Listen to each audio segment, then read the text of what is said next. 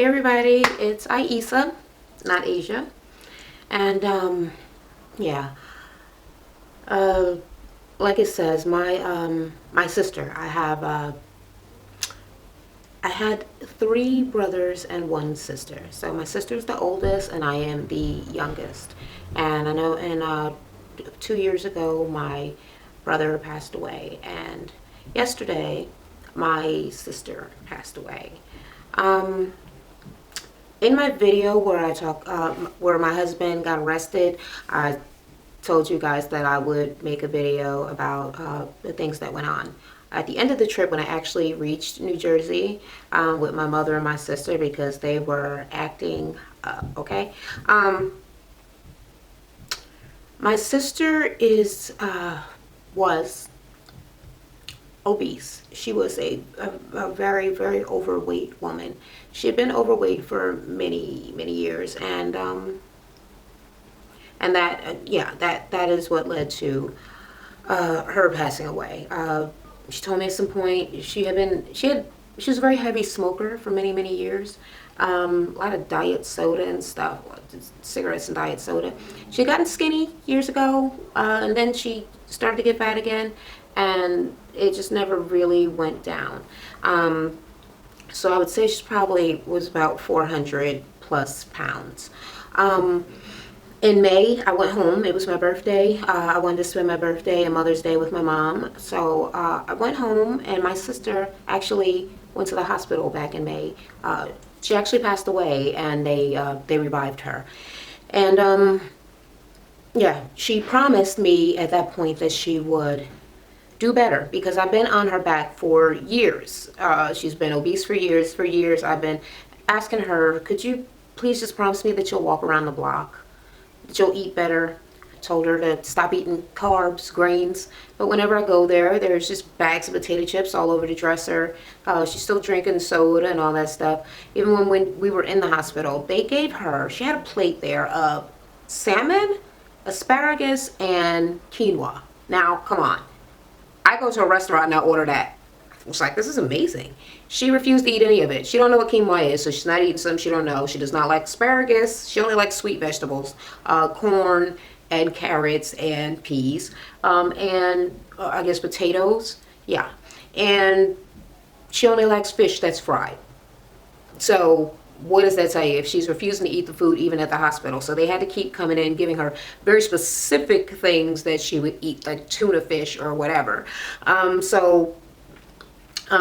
When we went home last month, and I was only there for a day and a half, I went to see her both days. She asked me to bring her some stuff. I told her, yeah, I would bring her some stuff, but I bring her what I wanted her to have. So the next day, I went and I bought her a rotisserie chicken, a bag of, a pre-cut salad, and I bought her some some fruits, some apples, some different kinds of apples, some pears, different kinds, bananas, and stuff like that. And we made her a plate, me and my husband. First off, she wouldn't even walk to the door to come get us. So she's like, my back hurts.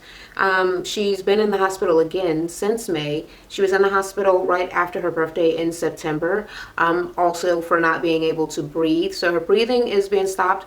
And I was told a couple of years ago that she had emphysema. But then I was told this year that she made that up. Either way, she quit smoking years ago, which was good, but she still breathed very, very heavily. Had a lot of problems breathing. So the last time that I talked to my sister, I was very, very angry with her because she cursed at me because I made her this plate and she said, what the fuck? I don't want this nasty shit. Now, after I had driven around Patterson, where I'm from, and buying stuff for her and for my mom, and I don't even have the money for it. And my husband got arrested on our cross country trip there for that one day, and we're like way super duper in debt for that $50,000 bail bond, whatever the heck it's called, and we paid the $5,000 that we owe friends, and I'm going out of my way to try to help her, and she just cursed at me, and she refused to help herself. Give me some barbecue sauce. Give me some hot sauce. Pour it on the plate for me. I can't move my arm. So she She was being lazy, she was being bossy, she was being very unappreciative, and I was so pissed. And I left. And I haven't called my sister. And then my niece called me yesterday. And she told me that my sister passed away. My guilt is... I mean, I know that I was right to try to get her to eat healthy because I told her that I want her to die. I've been threatened her. I threatened her that I would get fat. I was like, you know what? You keep doing this to yourself. I'm already, I haven't been exercising. I'm already out of shape or getting out of shape. I'll let myself go. I will get your size. I was like, and I'll let you see how it feels to have to worry about somebody all the time. And she said, please don't do that. No, don't do that. I'm sorry. I'll do what you're asking. But I know that she didn't. And now she is gone. She's my only sister. And I'm heartbroken, to be quite honest. She's done so... My sister loves me, like, a lot.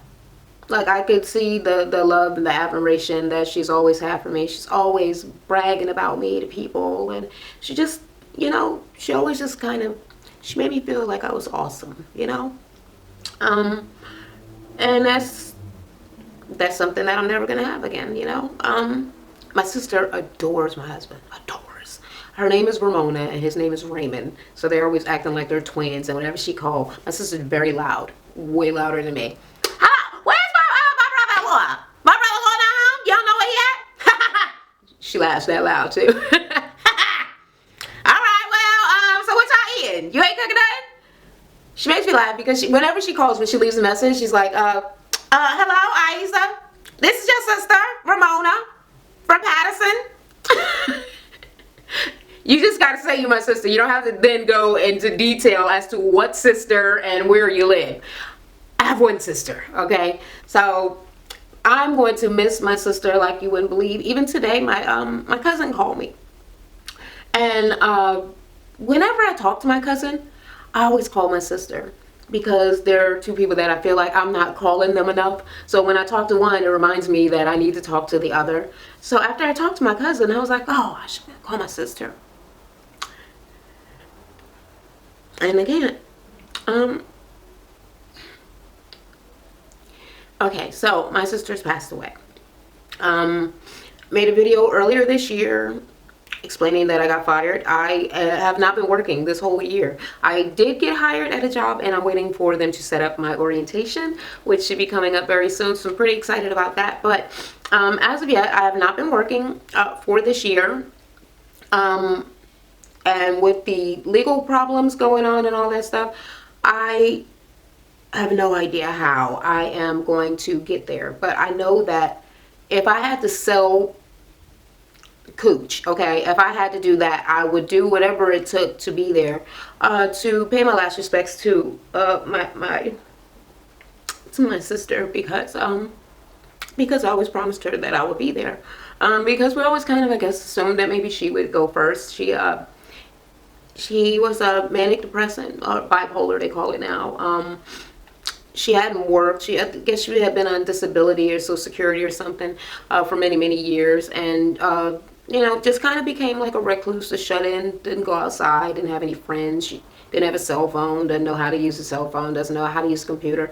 I actually wanted her to figure out the internet, so I bought my sister a desktop computer and had it sent to her, and she used it like as a little table to sit stuff on, and then just gave it away. So yeah, I was pretty pissed about that, and she never learned how to use any of it. So she was definitely reclusive, and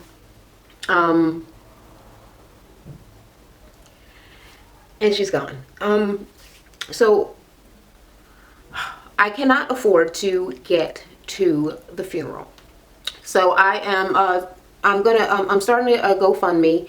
I think that $1,500 should be enough to get me and my husband there, or we could be able to handle it, any extra or anything like after that. But just getting there, even if we had to drive, another cross-country trip would, drain me. But I mean, if it's doable, if I get enough money to do that, I mean, I would still, I mean, whichever way, you know. So I'm asking that anybody who has any extra funds, anything that they can donate, to please think about helping me to attend my sister's funeral 3,000 miles away from here. It would mean the world to me. She meant the world to me. And that's it. I mean, I don't want to, you know, start crying and all that sort of stuff here on camera. So like I said, yes, thank you guys for hearing me out. Thank you for listening to me. Thank you for anybody that decides to donate. The GoFundMe link will be down in the comments. And until next time, I'll talk to you guys later. And pliable, and begin to apply it around the edges. It is very, very thick. And as you can see, it really does seem to be working, right? You like you're so fucking afraid that things ain't gonna work out. Like, he seems to be, well, he's a cheater for sure. We already know that. But he seems to be pretty into Malik, you know, where he don't seem like he would just